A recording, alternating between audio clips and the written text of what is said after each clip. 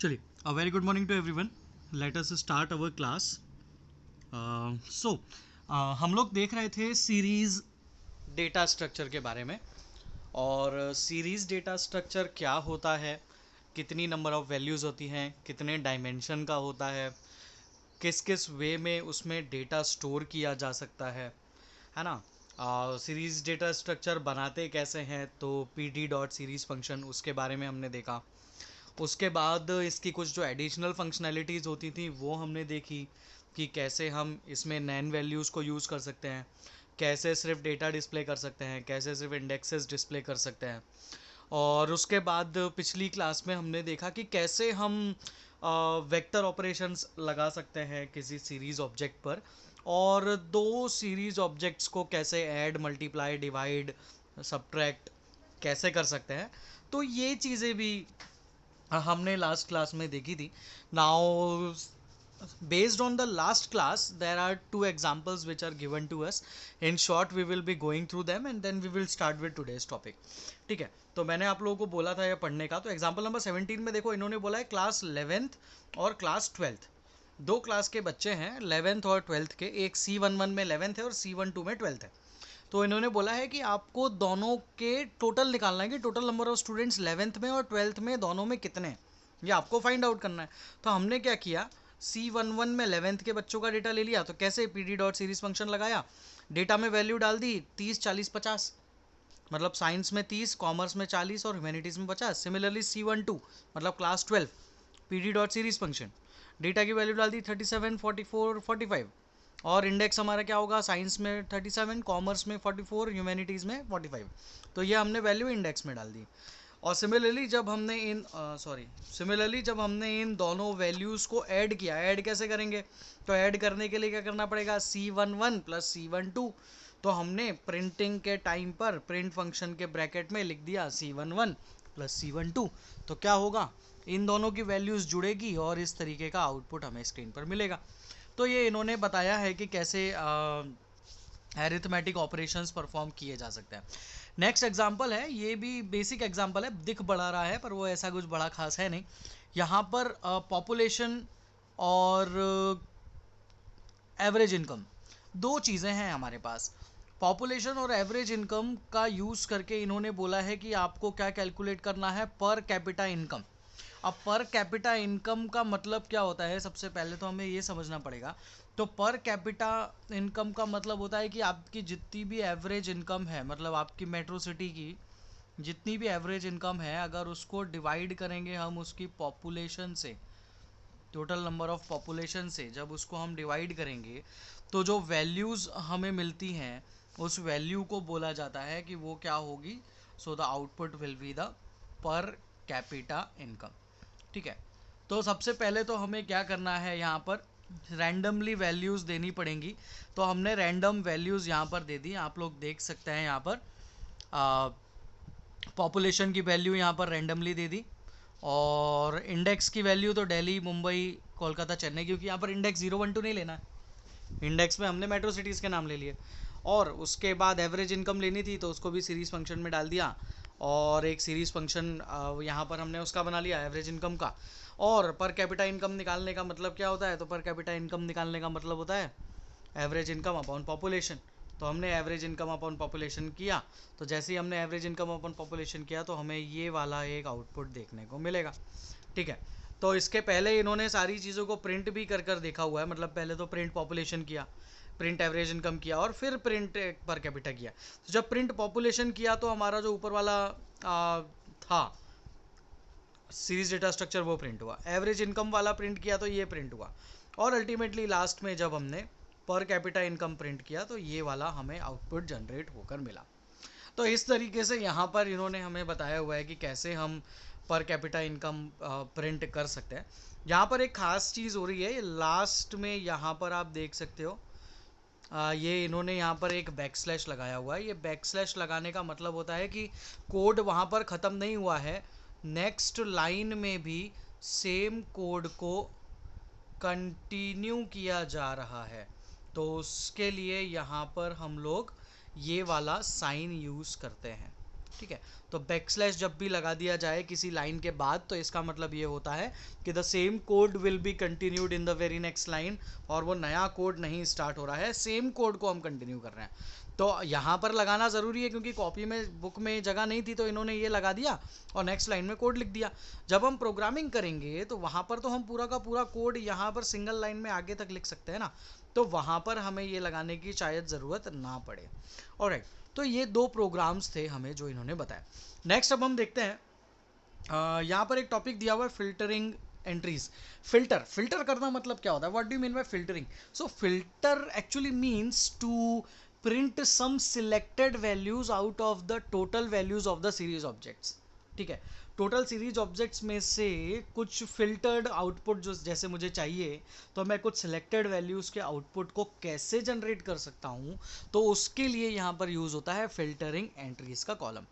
जैसे कि यहाँ पर हम लोग बुलियन में आउटपुट ले सकते हैं, बुलियन में आउटपुट ले सकते हैं, तो ये पता चल जाएगा कि क्या वो वैल्यू उस कैटेगरी में है या वो वैल्यू उस कैटेगरी में नहीं है। फॉर एन एग्जांपल क्या है इसका मतलब, मैं आप लोगों को पहले समझाता हूँ। जैसे कि you can see over here there is one OB1 object named OB1, and if we put a vector operation on that, OB1 is greater than 5, हमने एक वेक्टर ऑपरेशन लगा दिया। तो हमने वेक्टर ऑपरेशन के टाइम पे देखा था कि हमें आंसर्स हमेशा ट्रू या फॉल्स में मिलना है, तो यहाँ पर भी आप देख सकते हो आंसर्स ट्रू या फॉल्स में मिले हुए हैं। तो हम इस तरीके से वेक्टर ऑपरेशन लगाते हैं, तो यहाँ पर ट्रू और फॉल्स में आंसर देता है।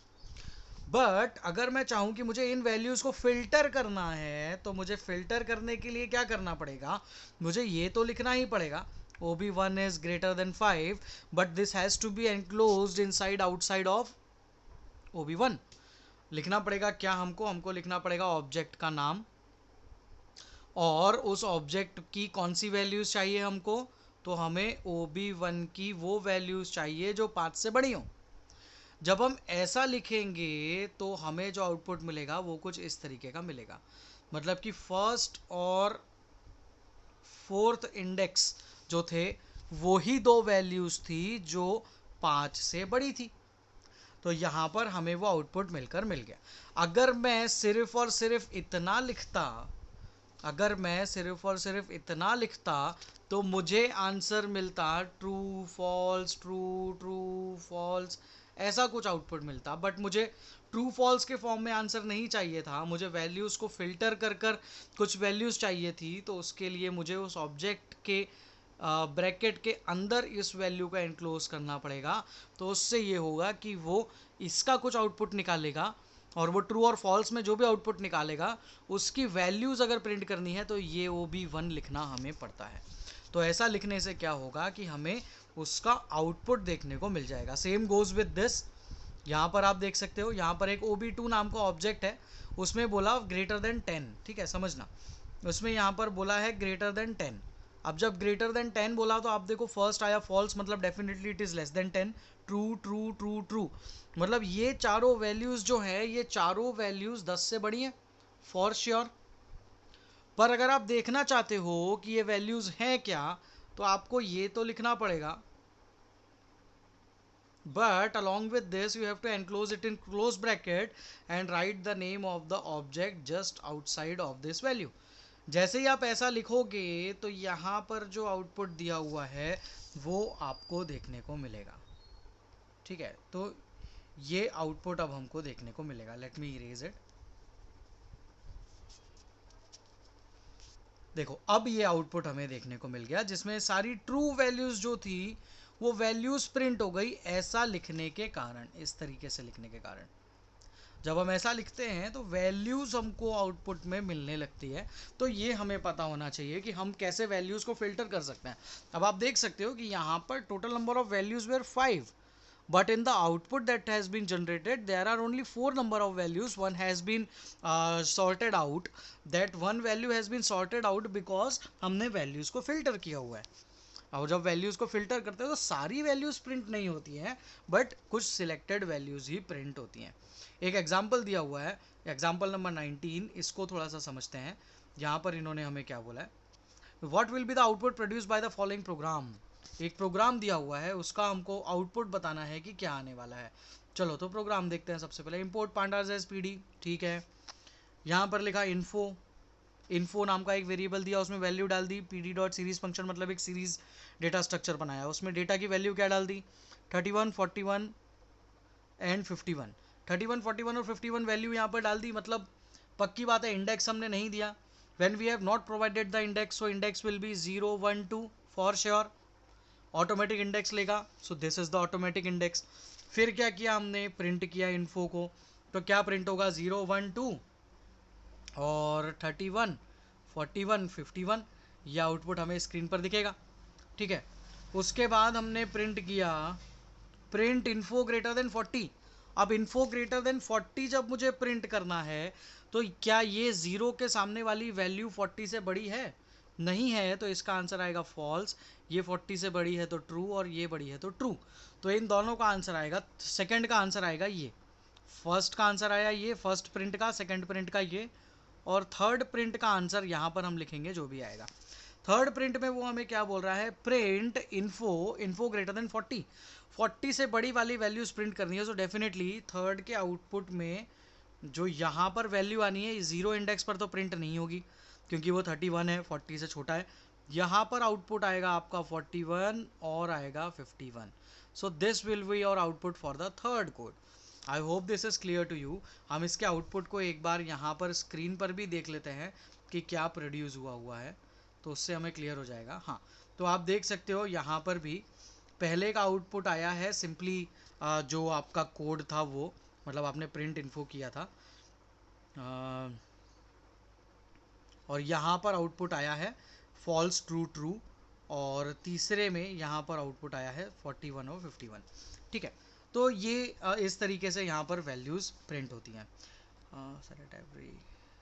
Output index will be printed. देखो, जब कभी हम आउटपुट प्रिंट करते हैं ना, कभी भी सीरीज डेटा स्ट्रक्चर में या डेटा फ्रेम डेटा स्ट्रक्चर में जब कभी भी आउटपुट प्रिंट किया जाता है तो हमेशा हर आउटपुट में इंडेक्स जो होता है, इंडेक्स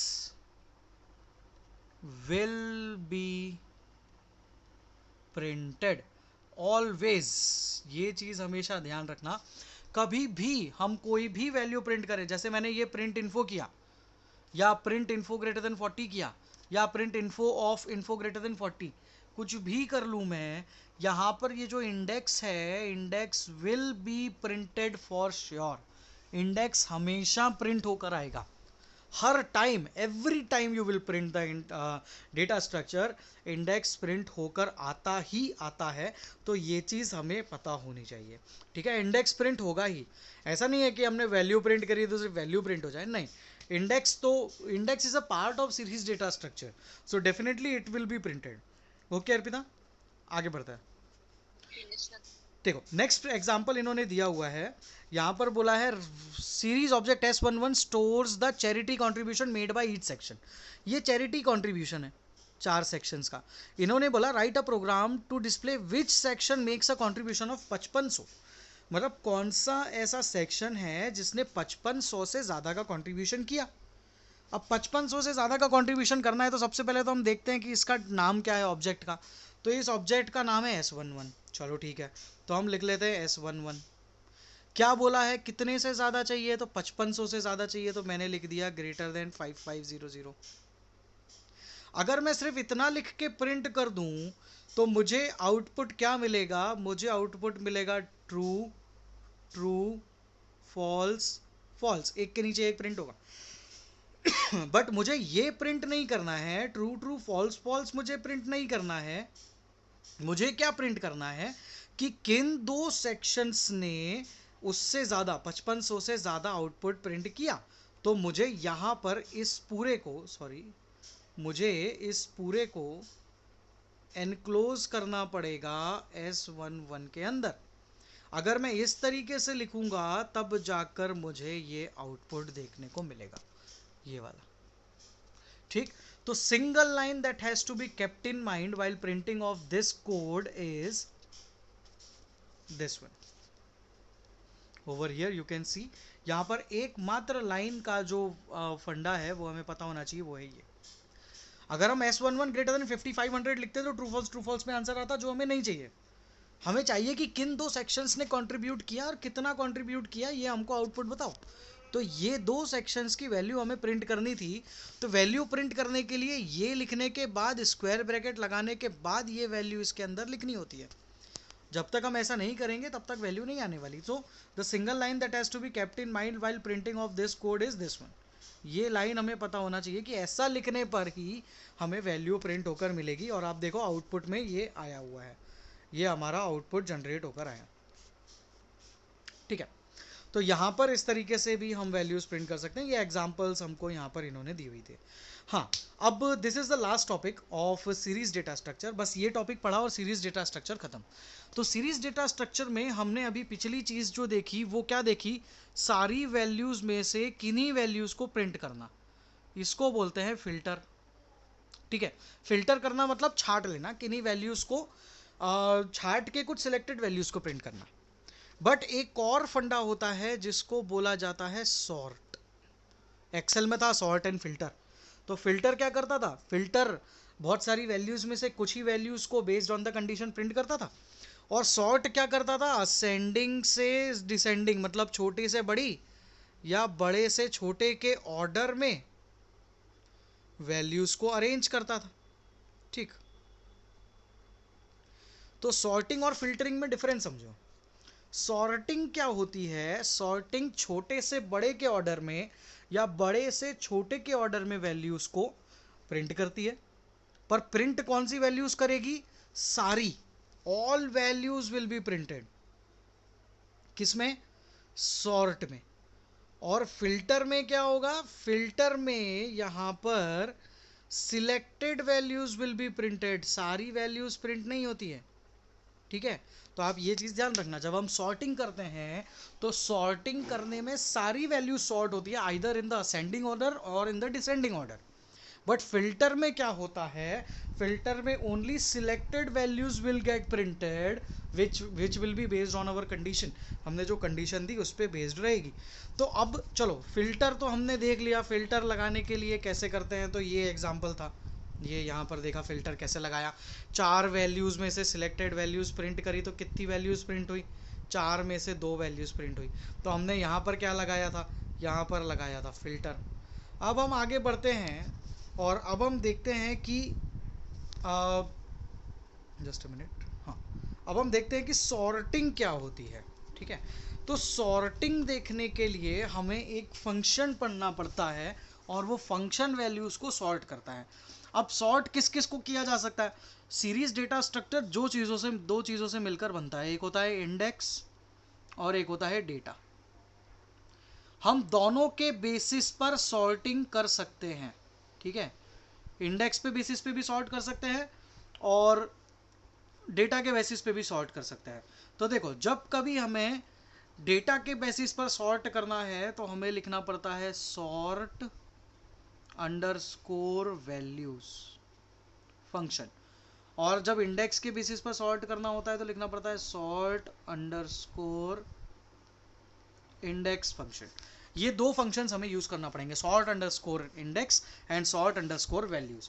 ये दोनों फंक्शंस का काम है वैल्यूज को सॉर्ट करना। अब ये फंक्शन का ये वाला जो पार्ट है, ये जो ब्रैकेट है, इस ब्रैकेट के अंदर लिखा जाता है असेंडिंग इज इक्वल्स टू, और असेंडिंग इज इक्वल्स टू या तो आपको लिखना पड़ेगा ट्रू, असेंडिंग के अंदर क्या लिखना पड़ेगा, तो असेंडिंग के अंदर या तो लिखना पड़ेगा ट्रू या तो लिखना पड़ेगा फॉल्स। अगर हमने लिख दिया ascending is equals to true तो असेंडिंग ऑर्डर में वैल्यूज प्रिंट हो जाएंगी।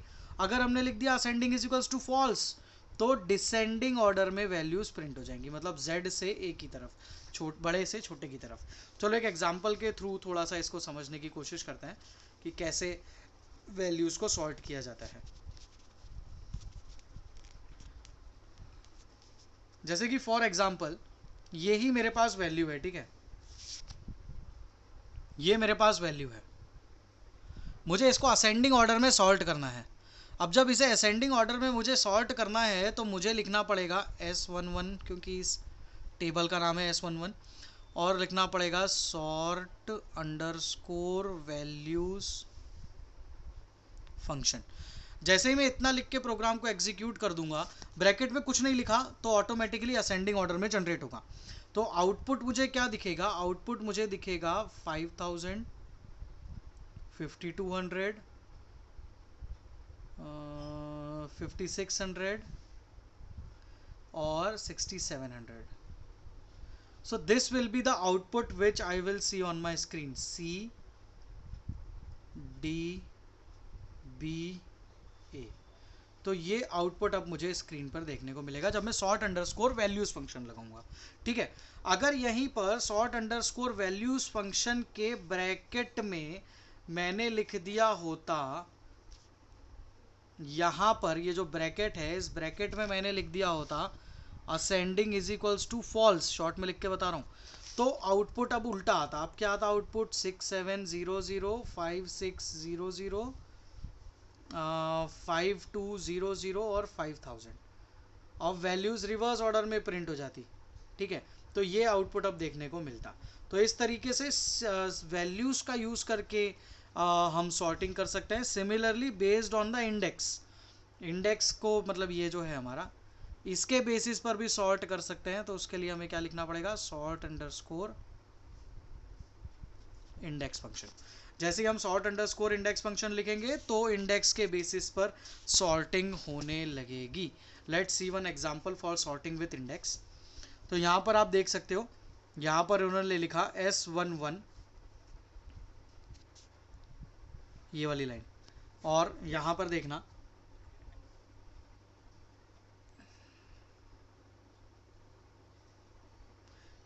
यहाँ पर उन्होंने लिखा S11 डॉट सॉर्ट इंडेक्स और ascending is equals to false. जब ascending is equals to false लगाया है तो आप देख सकते हो कि उनको असेंडिंग ऑर्डर में नहीं चाहिए। असेंडिंग ऑर्डर में नहीं चाहिए तो किस ऑर्डर में चाहिए, डिसेंडिंग ऑर्डर में। किस पे लगाया है, इंडेक्स पर। तो ये देखो आउटपुट आया है DCBA। अगर यहाँ पर सिंपली ऐसा लिख देते सॉर्ट अंडरस्कोर इंडेक्स, तो यहाँ पर इन्होंने डिफाइन नहीं किया है कि असेंडिंग या डिसेंडिंग, तो बाय डिफ़ॉल्ट असेंडिंग में अरेंज होता है। तो यहाँ पर ABCD इस फॉर्म में वैल्यू प्रिंट होकर मिल जाएगी। तो इस तरीके से असेंडिंग और डिसेंडिंग ऑर्डर में वैल्यूज़ को प्रिंट किया जा सकता है using the sort value and sort index function. यहाँ पर इन्होंने छोटा सा एक पॉइंट दिया हुआ है, difference between नंपाई array and series objects. तो नंपाई एरे और सीरीज ऑब्जेक्ट्स में ये जो दो लिखा हुआ है, मैं इसको शॉर्ट में आप लोगों को समझा देता हूँ क्योंकि नंपाई हमारे पार्ट से हट चुका है। पॉइंट नंबर 1 में बताया हुआ है नंपाई एरे के बारे में। तो नंपाई एरे के बारे में इन्होंने बताया है कि अगर हमें यहाँ पर दो सीरीज ऑब्जेक्ट्स को ऐड करना होता है, मतलब नंपाई एरे, अगर दो एरे होते मेरे पास, एक होता एरे 1 और एक होता एरे 2। एरे 1 में वैल्यू होती 4 और वैल्यू 2 एरे 2 में वैल्यू होती 5। अगर मैं अब इन दोनों पर कुछ भी एडिशन या मल्टीप्लिकेशन ऑपरेशन परफॉर्म करता तो एरे के केस में यहां पर एरर आ जाती। बट अगर ये ऑब्जेक्ट्स होते, ये हमारा सीरीज ऑब्जेक्ट होता, या हमारा दूसरा सीरीज ऑब्जेक्ट होता, तो यहां पर एरर नहीं आती। यहां पर इन 4 का जो टोटल होता, यहां पर इन 4 का मैचिंग वाला जो वैल्यू होता वो यहां से मैच कर लेता, और बचा हुआ जो ये आउटपुट बचता इस पे आंसर लिख देता नैन। तो यहाँ पर पॉइंट नंबर 1 जो है वो यही बता रहा है कि एनडी एरेज में जब भी हम ऐड करें दो एरेज को, तो एक चीज़ खास बहुत ज़रूरी है कि दोनों का शेप सेम होना चाहिए। तो आप देख सकते हो इसका भी शेप 4 है, इसका भी शेप 4 है। अगर इन दोनों का शेप 4 है तो इन दोनों के बीच में एडिशन, मल्टीप्लिकेशन, डिवीजन कुछ भी परफॉर्म किया जा सकता है। बट अगर इसका शेप 40 होता और इसका शेप 4 होता तो यहाँ पर एरर आ जाती एनडी एरे के केस में। बट अगर सीरीज ऑब्जेक्ट की बात करें, यहाँ पर 5 नंबर ऑफ एलिमेंट्स भी होते और यहाँ पर 4 नंबर ऑफ एलिमेंट्स होते तो भी इन दोनों में एडिशन हो जाता। जो 5वां एलिमेंट यहाँ पर जो खाली है इसकी वैल्यू आ जाती नैन। तो ये एक चीज़ खास है जो सीरीज ऑब्जेक्ट में होती है। सेकेंड पॉइंट पे इन्होंने बताया हुआ है कि एनडी एरे जो होता है, एनडी एरे में इंडेक्स की वैल्यू हमेशा न्यूमेरिक होती है, ऑलवेज न्यूमेरिक एनडी एरे के केस में।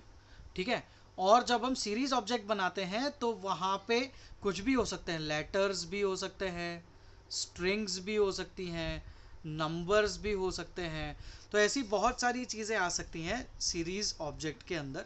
बट एनडी अरे में ऑलवेज न्यूमेरिक वैल्यू ही इंडेक्स में आती है। तो ये चीज़ें इन्होंने यहाँ पर हमें बता रखी हैं। एक छोटा सा टॉपिक है री इंडेक्स। तो री इंडेक्स कुछ नहीं होता, री इंडेक्स मतलब कि मेरे पास ये एक ऑब्जेक्ट था और मुझे क्या करना है कि अब आंसर अभी क्या आ रहा है, A B C D E, इस फॉर्म में आंसर आ रहा है, मुझे आउटपुट इस फॉर्म में चाहिए बी ए सी ई डी।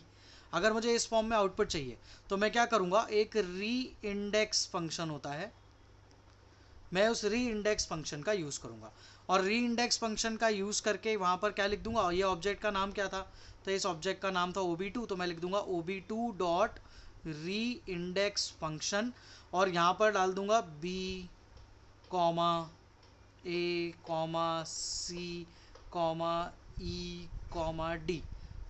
तो इससे क्या होगा कि अब मेरी जो नई वैल्यू प्रिंट होगी वो नई वैल्यू अब उसी ऑर्डर में, नए इंडेक्स के ऑर्डर में प्रिंट होगी जो मैंने प्रोवाइड किया हुआ है। तो वो इन्होंने यहाँ पर समझाया हुआ है। जैसे कि यहाँ पर वैल्यू है ABCDE के फॉर्म में, इन्होंने री इंडेक्सिंग कर दी EDCBA के फॉर्म में, तो अब आउटपुट क्या आ गया, अब आउटपुट आ गया EDCBA के फॉर्म में।